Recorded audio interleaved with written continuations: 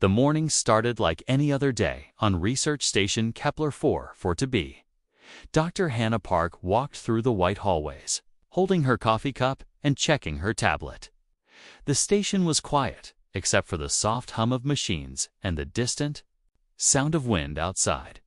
Hannah loved working here. The station sat on a small planet far from Earth, surrounded by purple mountains and 2 orange suns. It was peaceful, perfect for studying alien plants and animals. She had been here for 2 years now, and it felt like home.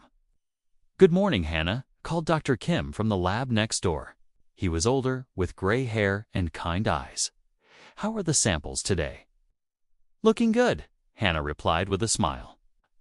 The plant from Sector 7 is growing faster than we thought. I think we found something special. She walked into her lab and set down her coffee.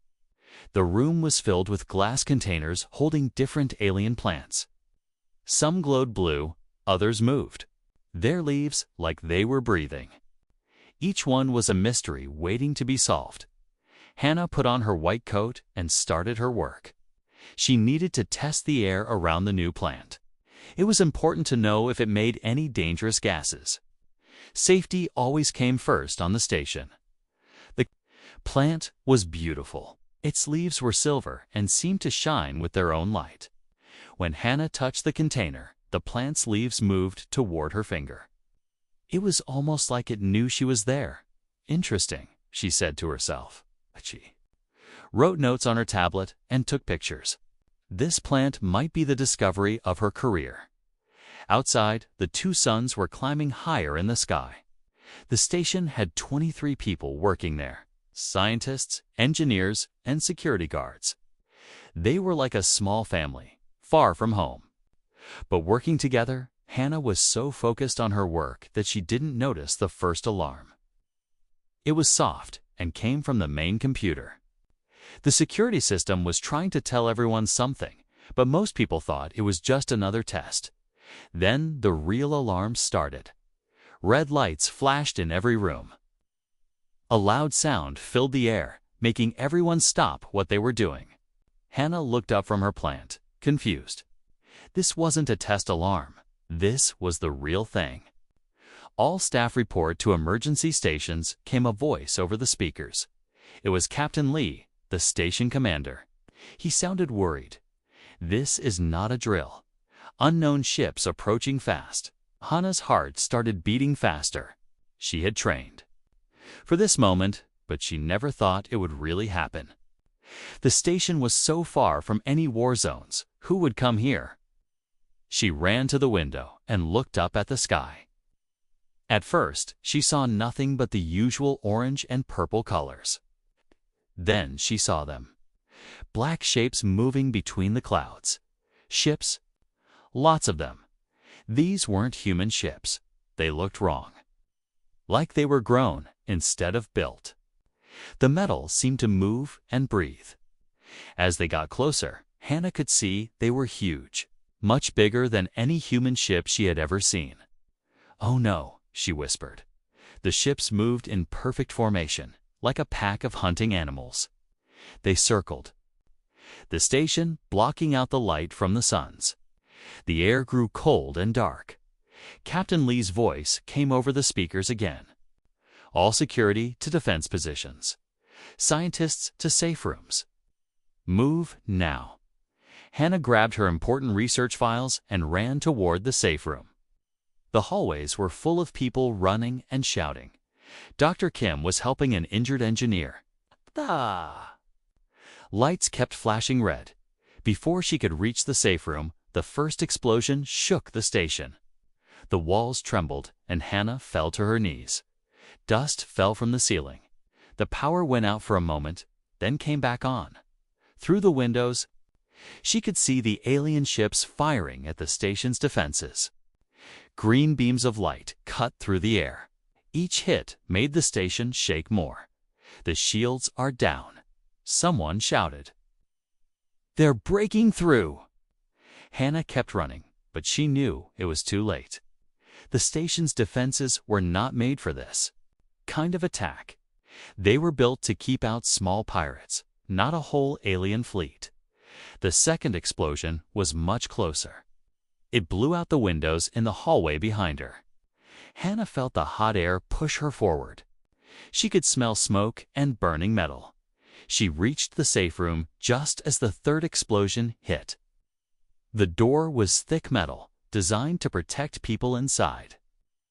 But as she pressed the button to open it, she heard a new sound clicking. It was like giant insects walking on the walls. The sound was coming from everywhere at once. Whatever was making that noise was already inside the station. The safe room door wouldn't open. The explosion had damaged the power system. Hannah was trapped in the hallway. The clicking sounds got closer. She could hear people screaming from other parts of the station. Then the screaming stopped. That was worse than the noise. Hannah hid behind a damaged wall and looked down the hallway. What she saw made her blood turn cold. The aliens were tall and thin, like giant insects walking on two legs. Their skin was black and shiny. They had 4 arms and hands with claws. Their heads were too big, with huge eyes that glowed green in the dark. They moved fast, searching every room. When they found a human, they would grab them with their claws. Some humans were killed quickly. Others were dragged away, still alive. One of the aliens stopped near Hannah's hiding spot. It tilted its head and made a sound like breaking glass. It was talking to the others, but Hannah couldn't understand the words. The alien started walking toward her. Its claws clicked on the metal floor. Hannah held her breath and tried not to move. Maybe it wouldn't see her. But the alien had other senses. It stopped right in front of her hiding spot and looked down at her with its glowing eyes. Up close, she could see that its mouth had too many teeth. "Human," it said in broken English. Its voice sounded like metal scraping against stone. "You come." Hannah tried to run, but the alien was too fast.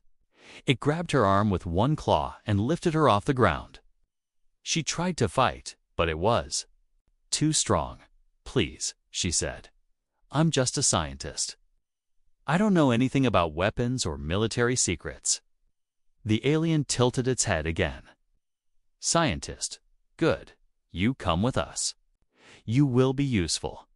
Other aliens gathered around them. They were all looking at Hannah like she was some kind of prize. One of them, bigger than the others, stepped forward. "I am Thrixtal," it said. "You will answer questions. If you do not answer, you will wish you had."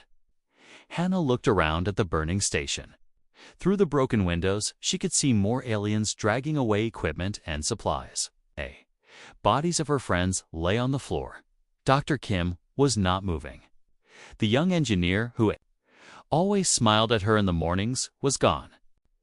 Captain Lee was nowhere to be seen. "Why?" she asked. "Why did you do this?" Thrixtal made a sound that might have been laughing. "Because we can. Because your kind is weak. Because we need to know what you know." They dragged her toward their ship. As they walked, Hannah saw the full destruction of her home. The station was broken and burning. Everything she had worked for was gone. But she was still alive. And as long as she was alive, she would not give up. She would not tell them. Anything that could hurt other humans, she thought of her little brother Jun-ho back on Earth. He was only 15, still in school. If these aliens learned about human defenses from her, they might go to Earth next. "I won't help you," she said. Thrixtal looked at her with his glowing eyes. "You will. Everyone does, in the end. We have ways of making you talk. We have time." They pushed her into their ship, and the door closed behind her. The last thing she saw of her home was the smoke rising from the station. Dark against the orange sky, the ship lifted off, carrying her away from everything she knew. She was alone now, surrounded by enemies. But she was not broken. Not yet. The inside of the alien ship was like a nightmare. The walls were not made of metal like human ships. Instead, they looked alive. They moved slowly, like breathing. Strange lights pulsed through them like blood through veins. Hannah was pushed through narrow hallways by 2 alien guards. Their claws clicked on the wet floor with every step. The air smelled bad, like rotting meat mixed with chemicals. It made her want to throw up. "Where are you taking me?" she asked. The guards did not answer. They just kept pushing her forward. Through the twisted passages of the ship, they stopped at a round door that opened like a mouth. Inside was a small room with no windows. The walls were covered in sharp metal points. In the center was a chair with straps for arms and legs. "Sit," said one of the guards. Hannah looked at the chair and shook her head. No. The guard grabbed her arm and squeezed. Its claws cut into her skin. Pain shot up her arm. "Sit, or we make you sit." She had no choice. She sat in the chair, and the guard strapped her arms and legs down tight. The metal was cold against her skin. She tried to move, but the straps were too strong. The guards left, and Hannah was alone. The room was quiet, except for the sound of the ship's engines and the soft movement of the living walls. She tried to stay calm, but her heart was beating. Fast, after what felt like hours, the door opened again. A Trixtel walked in, followed by a smaller alien carrying strange tools. This new alien had extra arms and moved differently, like a doctor. "Dr. Hannah Park," Trixtel said, reading from a small device. "Age 28. Scientist, you study alien life forms. You have been on the research station for 2 years. How do you know all that?" Hannah asked. "We know many things about humans, but we want to know more, much more." Trixtel moved closer to the chair. "You will tell us about human military bases. You will tell us about weapons. You will tell us about Earth's defenses." "I don't know anything about military stuff," Hannah said. "I'm just a scientist. I study plants." Trixtel made that scraping laugh sound again. "Everyone says that at first. But you will talk." They all do. The smaller alien stepped forward with his tools. One looked like a metal spider with wires. Another was a small box that hummed with electricity. "This is Vexra," Trixtel said. "He knows how to make creatures talk. He has worked on many different species. Humans are new to him, but he learns fast." Vexra attached the metal spider to Hannah's forehead. It felt cold and sharp. The wires went into her skin like tiny needles. Then he turned on the humming box. Pain exploded in Hannah's head. It felt like lightning was shooting through her brain. She screamed and pulled against the straps, but nothing helped. The pain went on and on. Then it stopped. "Tell us about military bases," Trixtel said calmly. "I don't know," Hannah gasped. "I really don't know." "Wrong answer."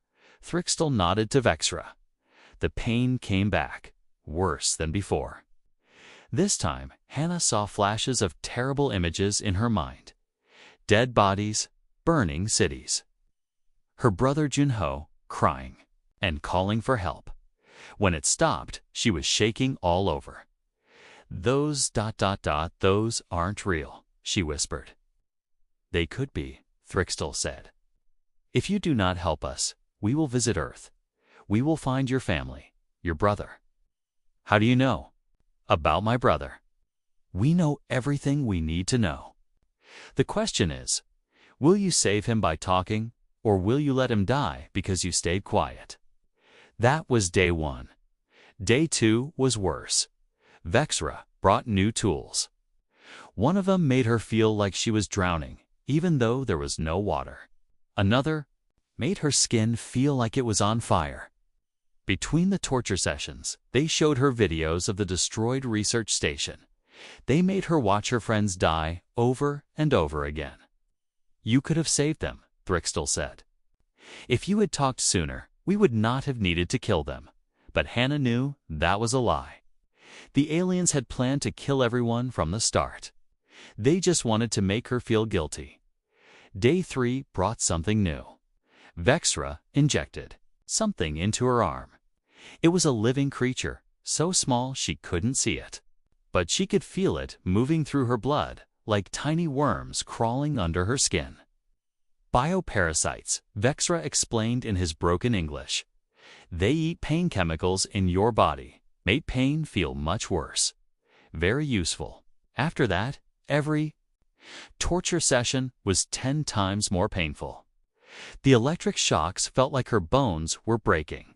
The drowning feeling made her think her lungs were going to explode. But still, Hannah did not talk. Day 4 was the isolation chamber. They put her in a completely dark room with no sound. She could not see her own hands. She could not tell if her eyes were open or closed. There was no way to know how much time was passing. In the darkness, her mind started playing tricks on Lesterig's.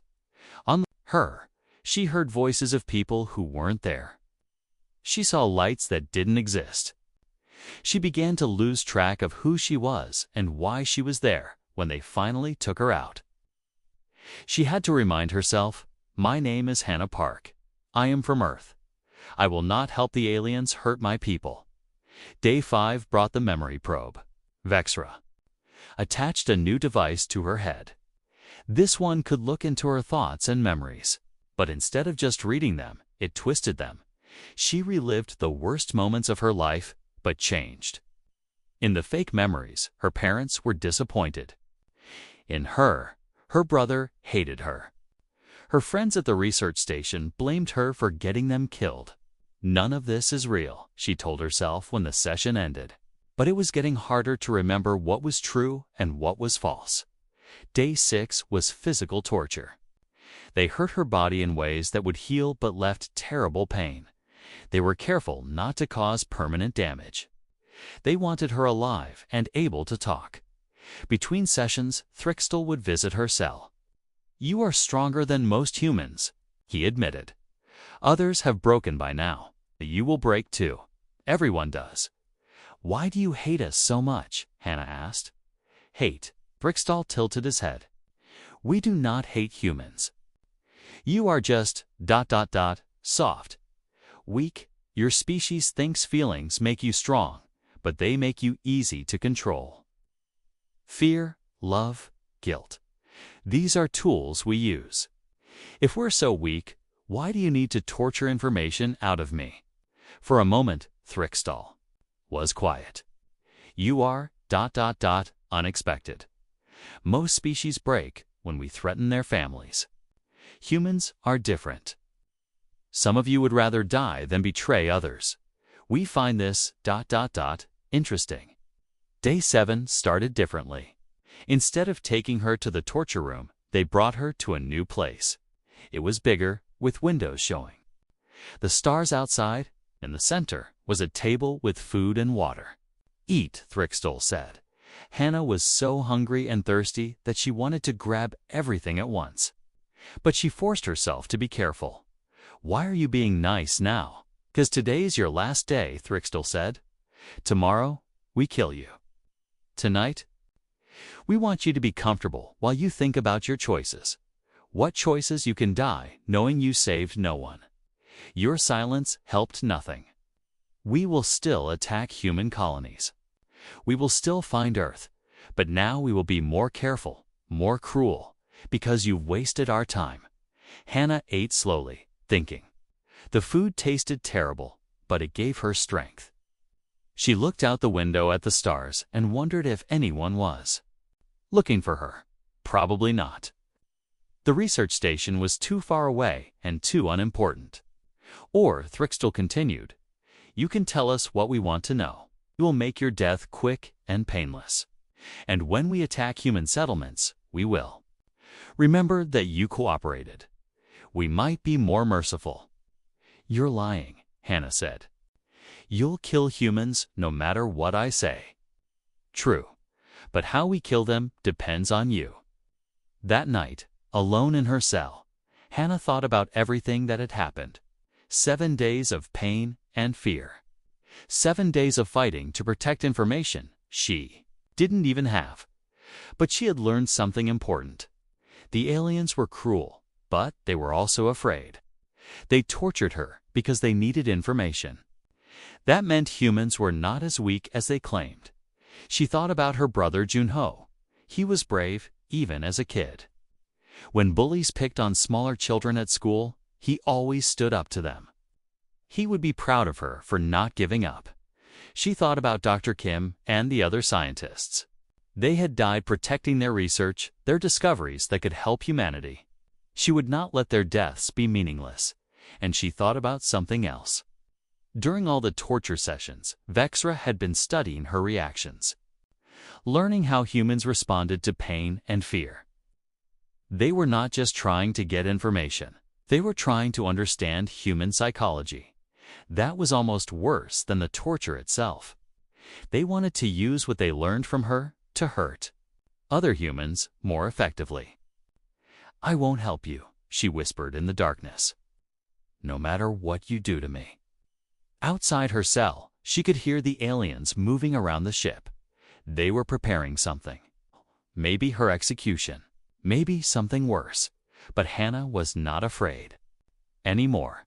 7 days of hell had not broken her. She was still human. She still cared about protecting others, even if it cost her everything. Tomorrow, they would probably kill her. But tonight, she was still fighting. And somewhere in the galaxy, she hoped other humans were fighting too. Captain Minho Kong stood on the bridge of his ship, the Dauntless, staring at the message on his screen. The words had been there for 3 days now, but he read them again and again. Research Station Kepler-4 for to be under attack. All personnel lost or missing. Dr. Hannah Park taken by unknown aliens.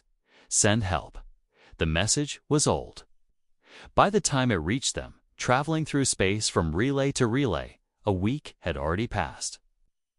Command had marked the station as destroyed, and all personnel as dead.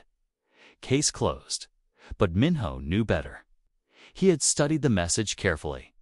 The signal came from an emergency beacon, the kind that only activated when someone was taken alive. Someone had survived long enough to send it. "Captain," said Lieutenant Dabin Lee, his second in command, "we have new orders from Fleet Command. We're supposed to patrol Sector 12. "I see that," Minho said, not looking away from the screen. "Sir." "Sector 12 is in the opposite direction from the research station." "I know where Sector 12 is, Lieutenant." Dabin moved closer to Minho's chair. She was a smart woman with short black hair and quick eyes. She had served with Minho for 2 years and knew him well. "Captain, what are you thinking?" she asked. Quietly, Minho finally looked up from the screen. "I'm thinking that someone sent a distress signal. Someone who might still be alive. The station was destroyed a week ago. Even if someone survived the attack, they're probably dead by now." "Probably," Minho agreed. "But what if they're not?" On the other side of the bridge, Corporal Yuri Nam was checking weapon systems. She was young but tough, with steady hands, and a good heart. She looked up from her console. "Captain, are you talking about going after that research station?" "I'm talking about following a distress signal," Minho said. "Sir," Dabin said carefully, "our orders are clear. We patrol Sector 12. We don't chase weak-hold distress calls from destroyed stations." Minho stood up and walked to the big window at the front of the bridge. Outside, stars stretched in every direction. Somewhere out there, someone might be waiting for help that would never come. "Let me ask you something," he said to his crew. "If you were captured by aliens and someone received your distress call, what would you want them to do?" "Follow orders," said Ensign Tay from the navigation station. "Keep the ship safe. Don't risk everyone for one person." Minho nodded. "That's the smart answer." "The reasonable answer?" He turned around to face his crew. "But is it the human answer?" The bridge was quiet for a moment. Everyone was thinking. "Captain," Dabin said slowly, "if we go after this signal, we're going against direct orders. We could all face court-martial. True. And we don't even know if anyone is still alive. Also true. And we're just one ship. If we find the aliens who destroyed a whole research station, we'll probably be outgunned. Very true, Minho said. Anyone who wants to transfer to another ship when we get back, I'll approve it. No questions asked. He looked around the bridge. At each of his crew members, these were good people. Smart people. They knew the risks. But I'm going, he continued. With or without orders. With or without backup. Someone sent a distress call, and I'm going to answer it. Yuri was the first to speak. I'm with you, Captain. You don't even know who we're trying to save, Dabin pointed out. Doesn't matter, Yuri said. They're human. That's enough. One by one, the rest of the crew agreed. Even Ensign Tay, who had argued for following orders, finally nodded his head. All right. Then, Minho said, set course for the research station's last known position. And someone find me everything we can about the aliens who attacked it. For 2 days, they followed the trail through space. The alien ship had left traces, strange energy signatures, and radiation that human sensors could barely detect. It was like following footprints in the dark. Got something called Ensign Tay from his station. Energy signature matches what we found at the research station. Distance. About 6 hours at full speed. Weapon status, Minho asked. All systems ready, Yuri reported. But Captain, our scans show the alien ship is much bigger than ours, and there might be more than one. Minho studied the information on his screen. The alien vessel was at least 3 times the size of the Dauntless. Its weapons were unknown, but probably powerful. Any normal captain would call for backup and wait. Sir, Dabin said, maybe we should contact Fleet Command. Get some support ships. It would take 2 weeks minimum, Minho replied. If someone is still alive on that ship, they don't have 2 weeks. If we attack that ship alone, we'll probably die, Tay said. Probably, Minho agreed.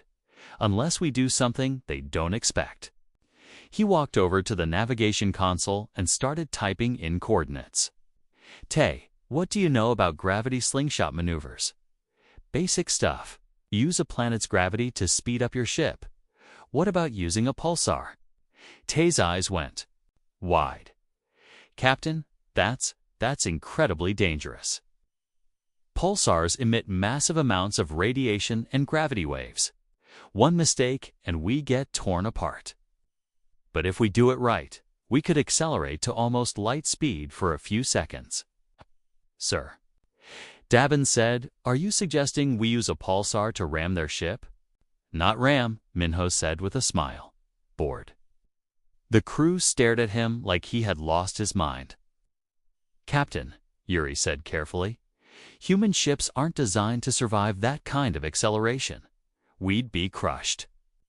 Maybe, or maybe, we'd be moving so fast they couldn't react in time. Maybe we could punch right through their hull and end up inside their ship. And maybe we'd be paced, Dabin added. There's that possibility too.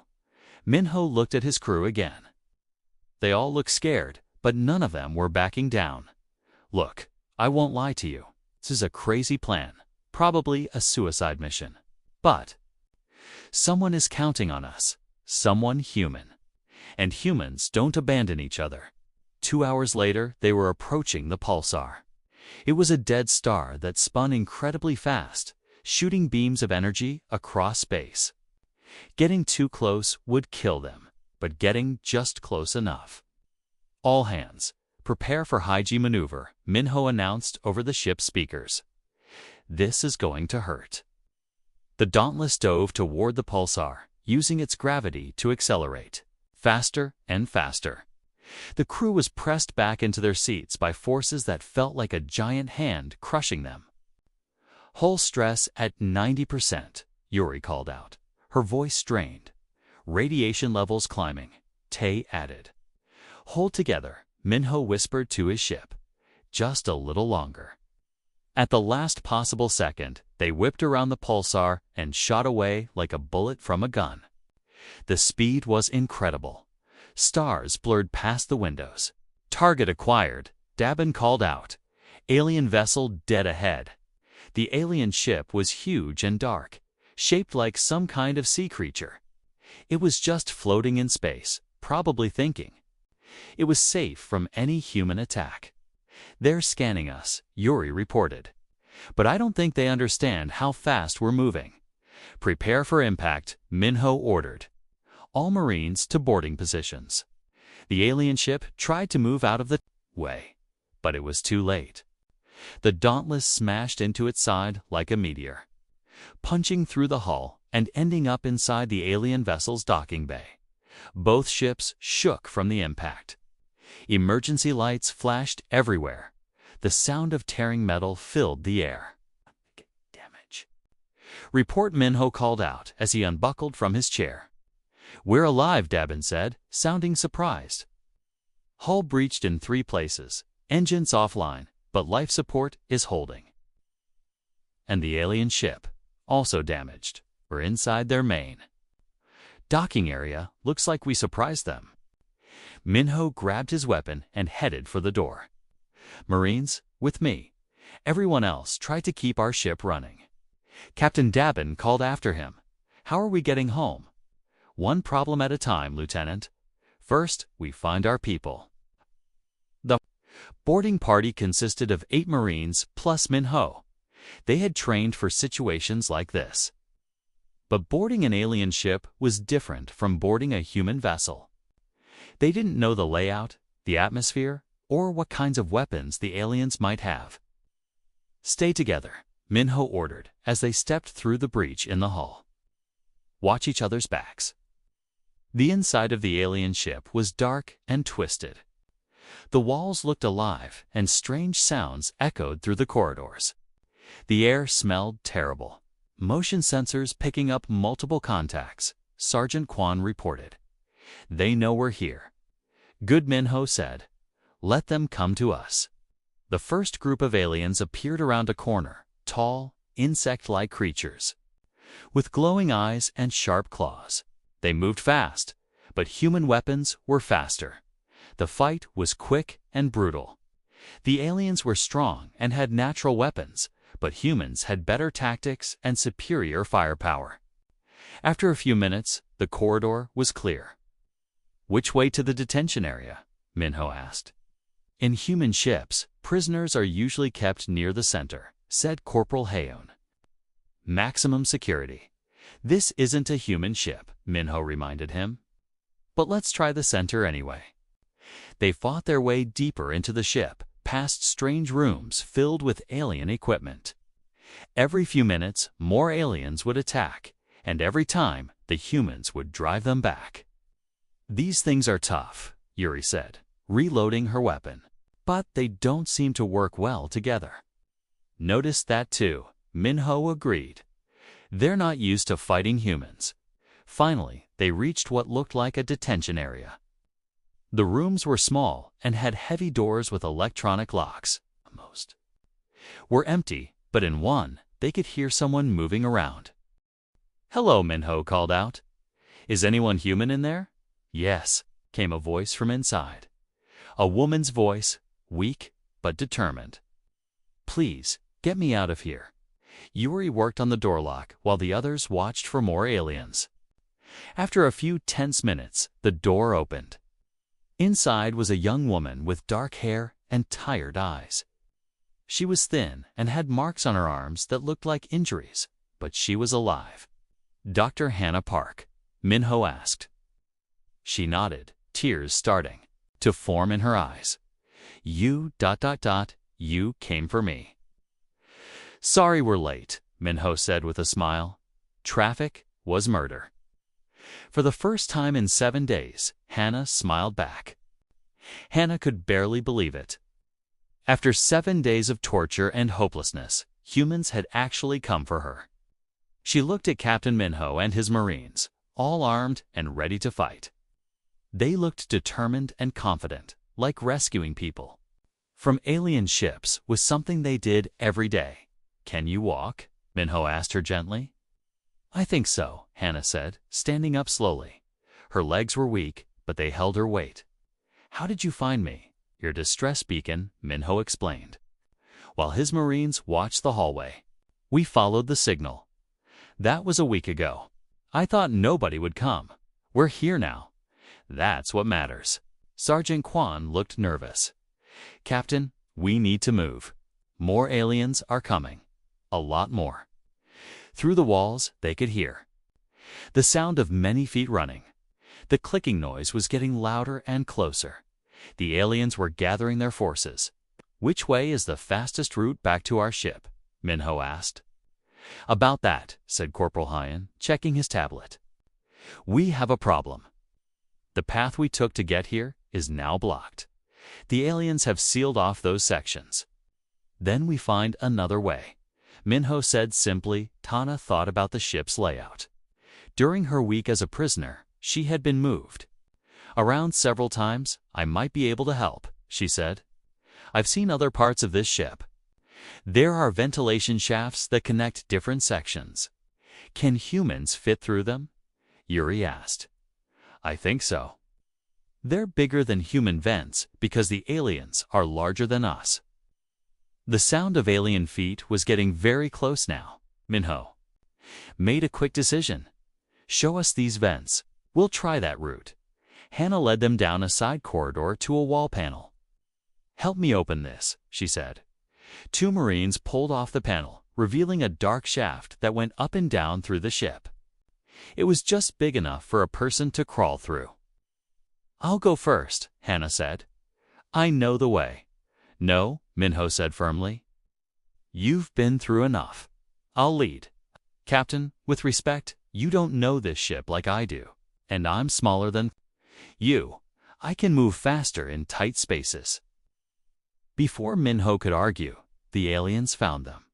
Dozens of the insect-like creatures poured into the corridor from both ends, their claws clicking on the metal floor and their green eyes glowing in the dim light.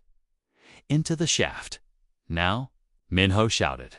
Hannah climbed into the ventilation system first, followed by the Marines.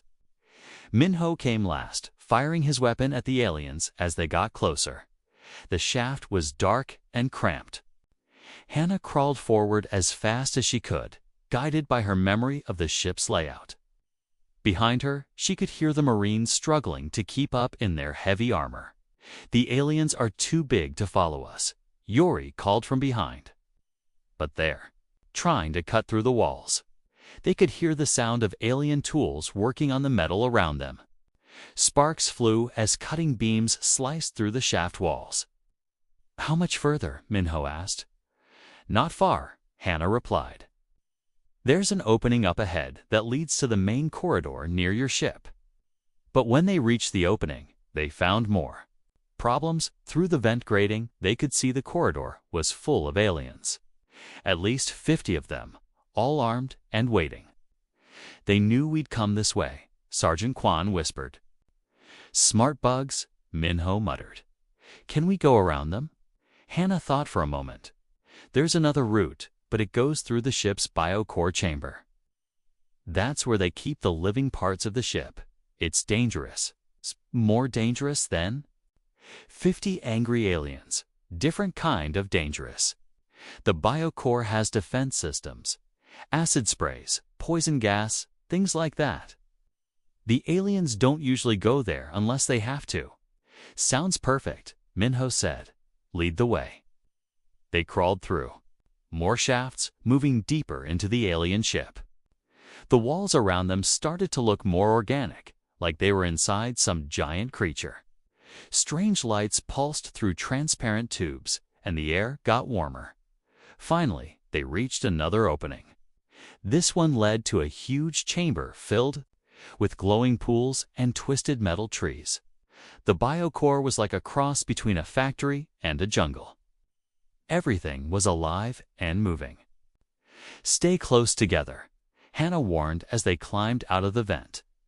Don't touch anything that glows, and watch out for a spray of green acid shot from the wall, missing Corporal Hyan by inches.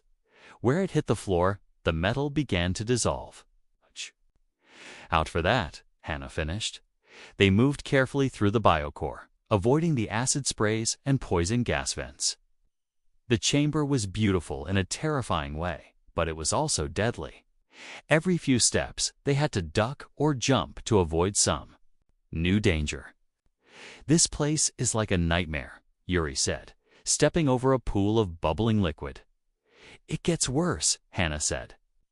The chamber's main defense system is a loud roar echoed through the room. From the shadows stepped the biggest alien they had seen yet. It was twice the size of the others, with extra arms and armor-like skin. Its eyes burned like fires. "Thrixtel," Hannah whispered, "the one who tortured me." The alien commander looked at the group of humans with rage and something that might have been respect. "So," Thrixtel said in his scraping voice, "humans do come for their own. Interesting, foolish, but interesting." "Let us pass," Minho said, raising his weapon. "We don't want to fight you, but I want to fight you," Thrixtel replied. "You destroyed my ship.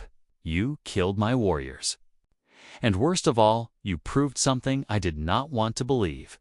"What's that?" "That humans are more dangerous than we thought." Thrixtel charged at them with surprising speed for such a large creature. Minho and his marines opened fire, but their bullets barely scratched the alien's armor. "Spread out," Minho shouted.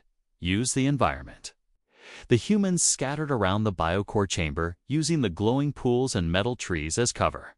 Thrixtel chased after them, but he was too big to move easily in the crowded space. Sergeant Quan tried to flank the alien commander, but stepped too close to an acid vent. Green liquid sprayed across his leg, and he screamed in pain as his armor began to dissolve. Yuri ran to help him, but Thrixtel was between them. "The defense systems respond to movement," Hannah called out. "If we can trick him into triggering them, ...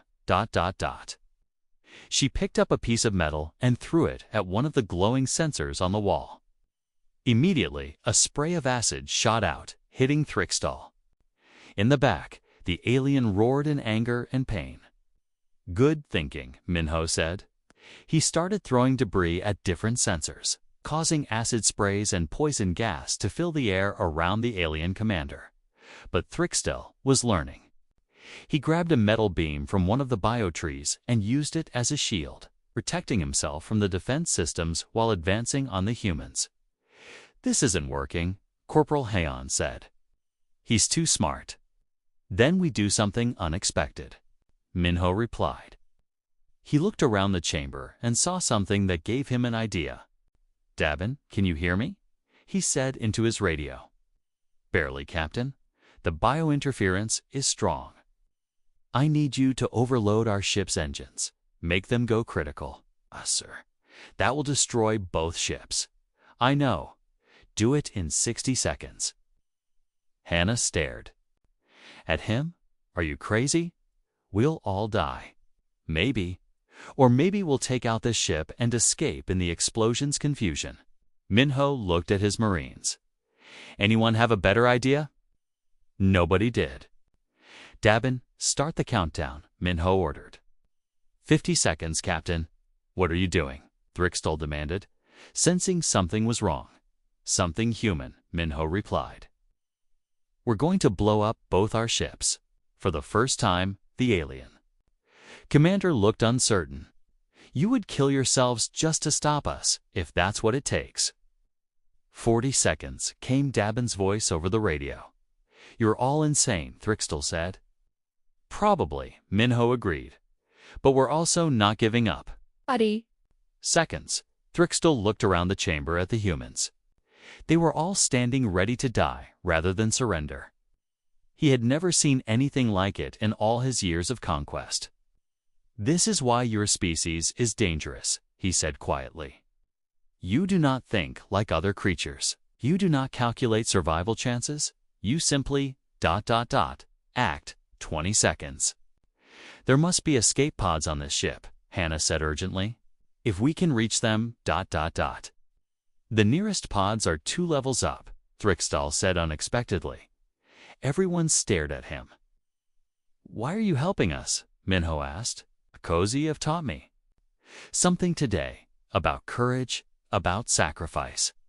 I respect that. even in my enemies. 10 seconds. The access shaft is behind that biotree, Thrixtal pointed with one of his claws. Go, quickly. The humans ran toward the shaft as the countdown reached 0. Behind them, Thrixtal stood alone in the biocore chamber, watching them escape. The explosion was massive. Both ships shook as the Dauntless's engines overloaded and sent a shockwave through the alien vessel.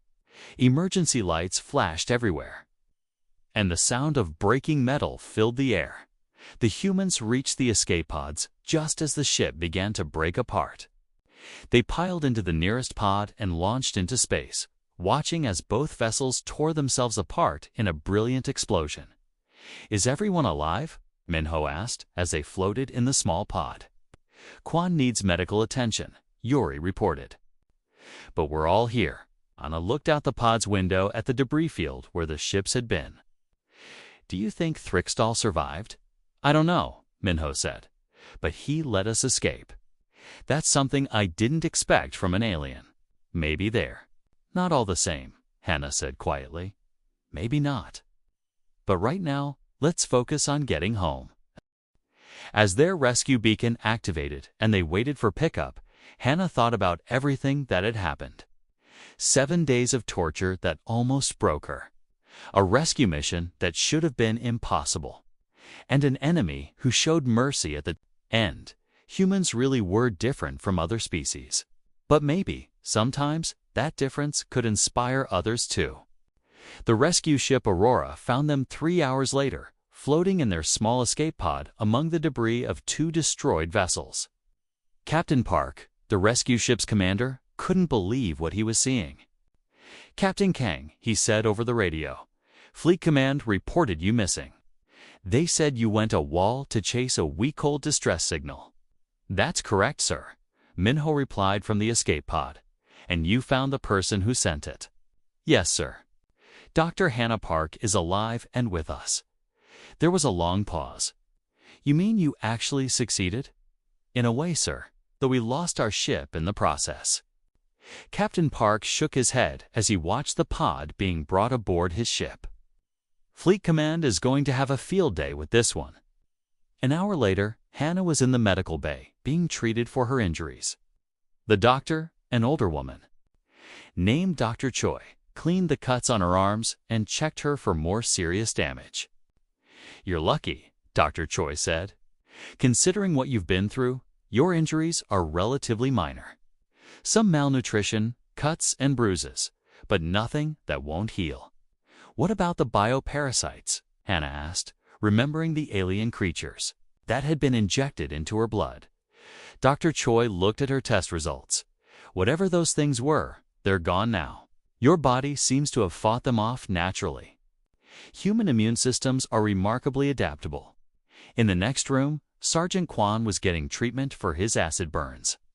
The ship's medical team worked to repair the damage to his leg. He would recover, but it would take time. How is everyone else? Hannah asked. Tired but alive, Dr. Choi replied. Your Captain Kong is in debriefing with Fleet Command. I suspect that's not going very well for him. She was right. In the ship's communication room, Minho was facing 3 angry fleet admirals on the video. Screen Admiral Kim, the senior officer, looked particularly upset. Captain Kang. Admiral Kim said sternly, you directly disobeyed orders. You took your ship and crew on an unauthorized mission. You destroyed a valuable military vessel. Do you have anything to say for yourself? Yes, sir. We rescued Dr. Hannah Park and gained valuable intelligence about alien capabilities. One person, Captain. You risked 8 lives and lost a ship for one person. With respect, sir, that one person is worth it. Okay. And she's not just anyone.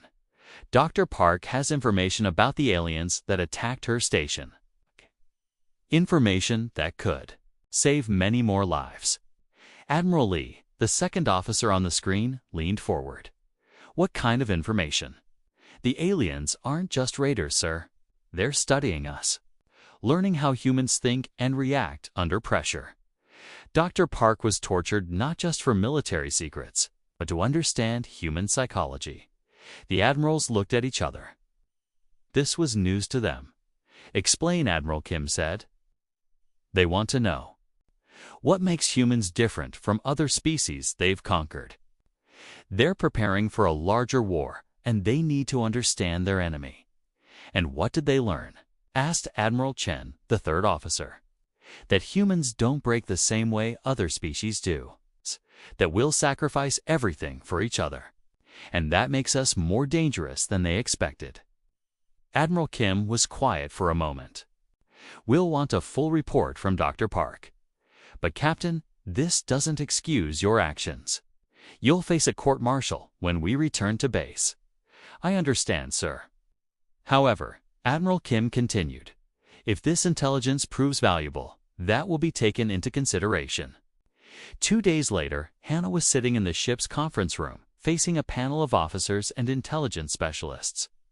She had been telling her story for hours, describing every detail of her capture and torture. So they were specifically trying to break your psychological defenses, asked Commander Song, the intelligence officer. "Yes," Hannah replied. "They had studied other species and developed techniques that worked on them. But humans responded differently than they expected." "How so?" "Other species, when faced with pain and threats to their families, would eventually cooperate to reduce their suffering, but humans, ... we seem to get more stubborn, not less." "What about the alien commander, this Thrixtel?" asked Captain Park. "Why did he help you escape?" Hannah thought about those final moments in the biocore chamber. "I think he gained respect for human determination. He said we taught him something about courage and sacrifice." "Do you think this means some aliens might be willing to work with humans?" "Maybe. But I think it also means they're more afraid of us than they let on." Commander Song made notes on his tablet. "This intelligence is indeed valuable. The idea that aliens are studying human psychology for future conflicts changes everything." 3 weeks later, they arrived at Earth's main space station. Hannah was taken to military headquarters for more debriefing, while Minho and his crew faced their court-martial proceedings. The trial was held in a large room with many officers present.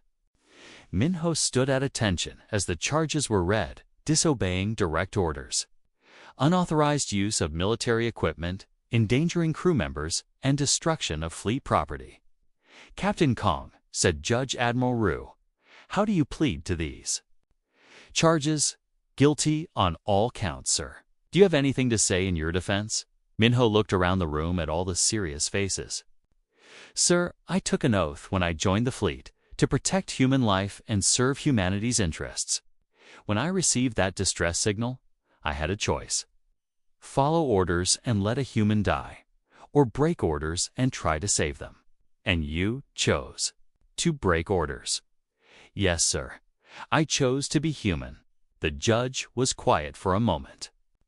"Captain, your actions were reckless and could have resulted in the loss of your entire crew." "Yes, sir. However, the intelligence gained from this mission has proven invaluable. Dr. Park's information has changed our understanding of the alien threat. Fleet Command is restructuring our defense strategies based on her report." Minho waited. He had no idea what his punishment would be. "It is the decision of this court that you will be demoted 1 rank and receive a formal reprimand. However, you will retain command of a new ship and crew." Minho couldn't hide his surprise. "Sir?" "Captain, the aliens learned something about humans from their encounter with Dr. Park. But we learned something too. We learned that sometimes doing the human thing is more important than following orders." After the trial, Hannah found Minho in the station's observation deck, looking out at Earth through the large windows. "Congratulations on keeping your command," she said, sitting beside him. "Thank you, Kay, and congratulations on your new assignment." Hannah had been offered a position studying alien psychology and human-alien relations. Her experience had made her one of the fleet's most valuable assets. "Do you think we'll see those aliens again?" she asked. Probably. But when we do, they'll know something about us that might make them think twice. What's that? Humans? Don't abandon each other. Ever. They sat in comfortable silence, watching Earth turn slowly below them. Both knew that their experience had changed them. Hannah was no longer just a scientist studying alien plants. She was a survivor who understood both human strength and alien psychology. Minho was no longer just a captain following orders. He had proven that sometimes the most human choice was the right choice, even when it seemed wrong. 3 months later, reports started coming in from across human space. Alien raids had decreased significantly. The species that had been attacking human colonies were withdrawing to their own territories. Some were even requesting diplomatic contact. It seems your rescue mission had bigger consequences than we thought, Admiral Kim told Minho during a briefing. How so, sir? Word has spread among alien species about what happened. It's a human crew that destroyed their own ship rather than surrender. A captain who risked everything for one person. It's made them reconsider their assumptions about us.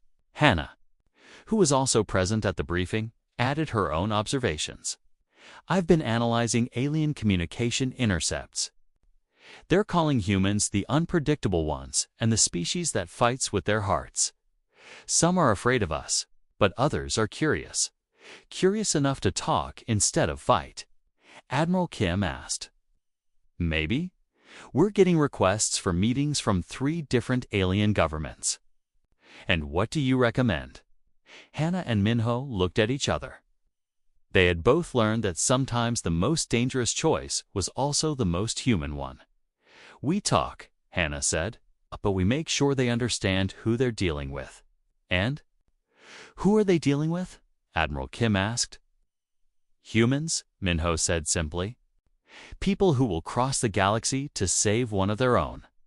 People who would rather die fighting than live as slaves. People who do impossible things because someone needs help. Admiral Kim nodded. And that's exactly the message we want to send. As they left the briefing, Hannah thought about her brother Junho back on Earth. He had sent her a message saying how proud he was of her for surviving. But she knew the truth. She hadn't just survived. She'd learned something important about what it meant to be human. Being human meant never giving up on each other. It meant being willing to take crazy risks for the right reasons. It meant that sometimes the most reckless choice was actually the most reasonable one. And across the galaxy, alien species were learning that lesson too. Humans were different. Dangerous in ways that couldn't be measured or predicted, but also capable of honor, sacrifice, and loyalty that other species had never seen before. The universe was a big, dangerous place, but it was also a place where humans had proven they belonged. Not because they were the strongest or the smartest, but because they were willing to be human when it mattered most. And that, Hannah realized, might be the most powerful weapon of all.